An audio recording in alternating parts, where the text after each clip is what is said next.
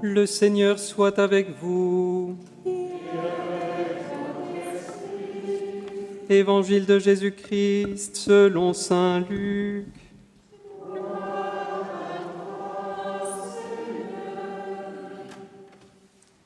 En ce temps-là, les disciples qui rentraient d'Emmaüs racontaient aux 11 et à leurs compagnons ce qui s'était passé sur la route et comment le Seigneur s'était fait reconnaître par eux à la fraction du pain.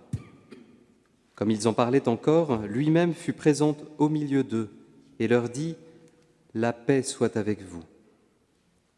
Saisis de frayeur et de crainte, ils croyaient voir un esprit.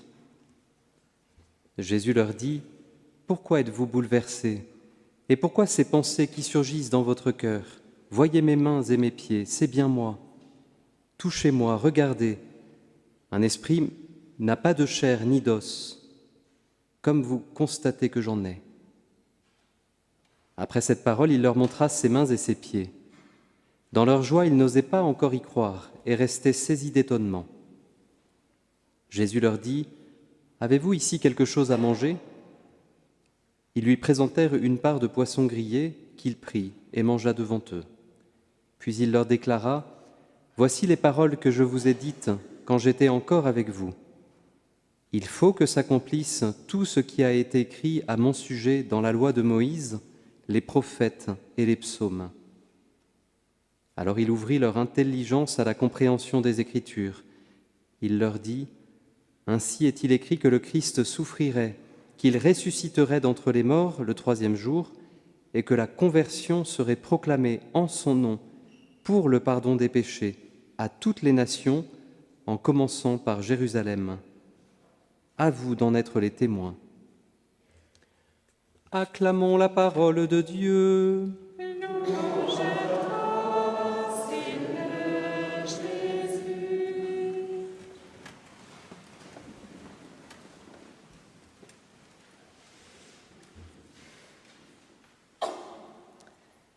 Il y a plusieurs étonnements, paradoxes dans ces lectures qu'on vient d'écouter.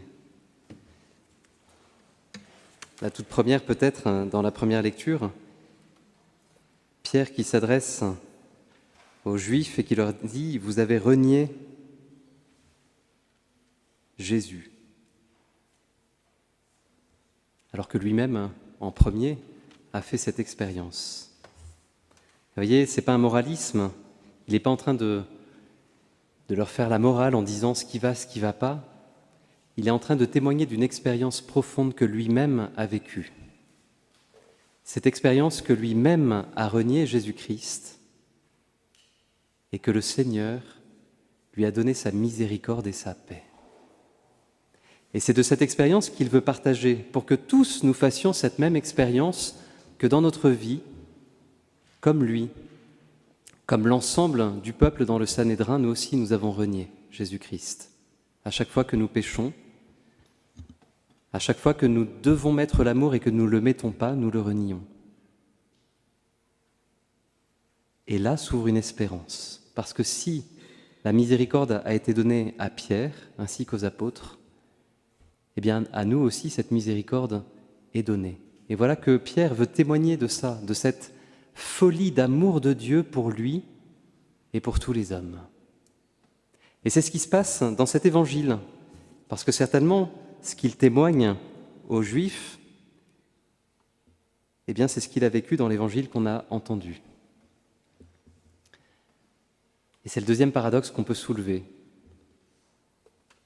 Les disciples sont saisis de frayeur et de crainte, et Jésus leur dit « La paix soit avec vous ». Et paradoxe qui va aller encore plus loin, puisqu'il leur dit « La paix soit avec vous », et ça va être le début des persécutions. Alors de quelle paix s'agit-il ? De quelle paix s'agit-il ? Parce que si on voit avant tout la paix par rapport à un monde en guerre, eh bien on se dit alors la résurrection du Christ n'a pas agi, puisque ça fait plus de 2000 ans, et 2000 ans que le monde va mal. Mais quand Jésus leur dit « La paix soit avec vous », ce n'est pas de cette paix qu'il parle. C'est d'une autre paix, une paix plus intérieure, plus intime, plus profonde, qui conduit petit à petit à une paix plus extérieure. Mais regardez que la paix, elle n'est pas magique, elle ne descend pas comme ça du ciel. Demandez à tous ces peuples en guerre de se réconcilier, vous voyez que c'est compliqué. Mais regardez que déjà dans nos familles, nos propres familles, qu'est-ce qu'il est difficile quand on invite à ces gestes de pardon et de réconciliation, qu'est-ce que c'est difficile à poser? Et pourquoi c'est difficile? Parce qu'on essaye sur nos forces. On voudrait que cette paix, elle vienne de moi.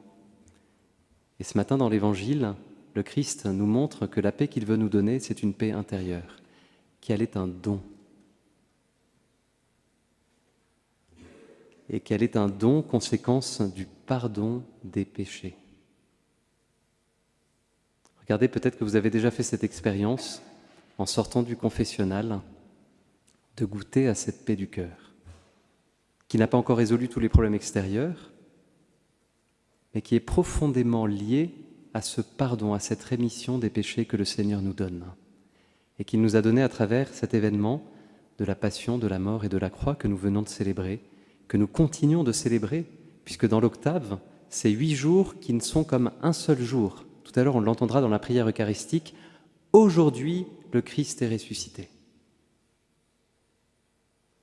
Cette paix qu'il veut nous donner, et voyez, comme je vous disais, qui ne va pas s'opposer aux épreuves que vont subir les apôtres, que va subir la première Église chrétienne à travers les persécutions.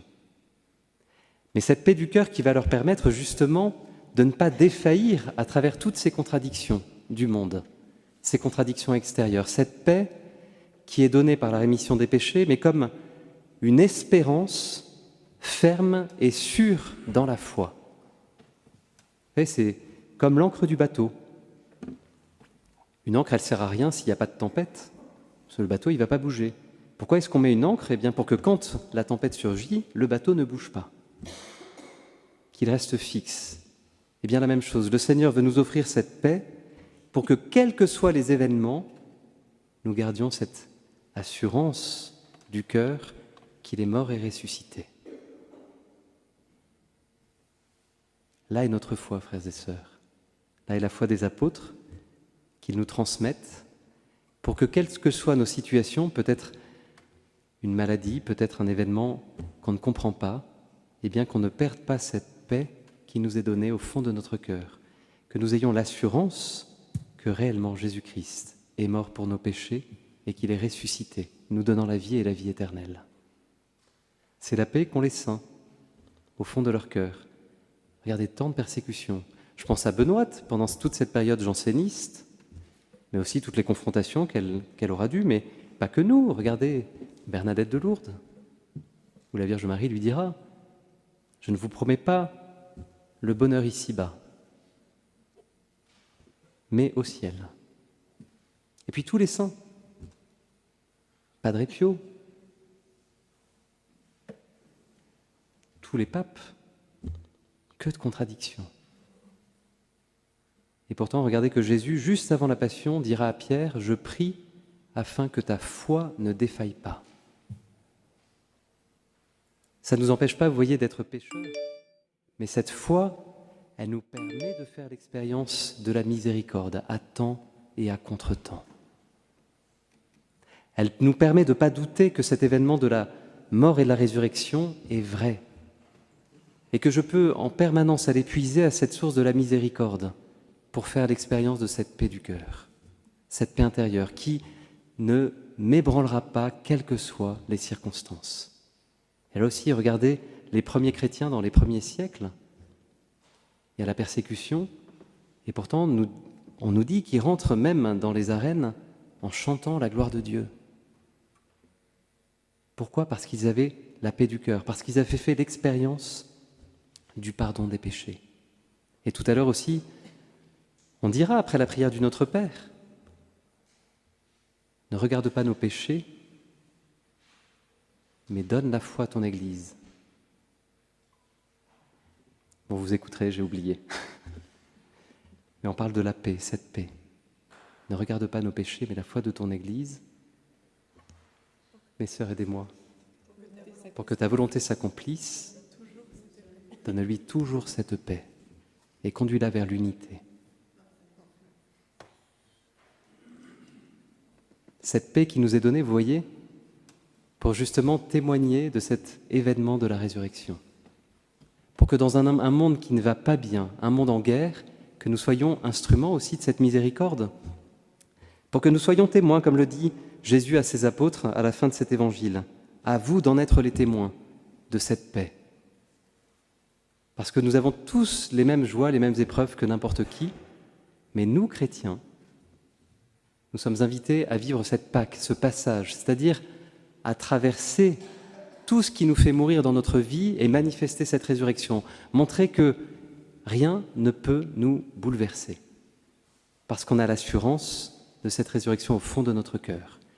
Et là, normalement, eh bien, commencent à surgir les questions de notre entourage. Mais comment tu fais ? Quel est ton trésor ? Et là, on peut témoigner de la grâce que nous avons reçue.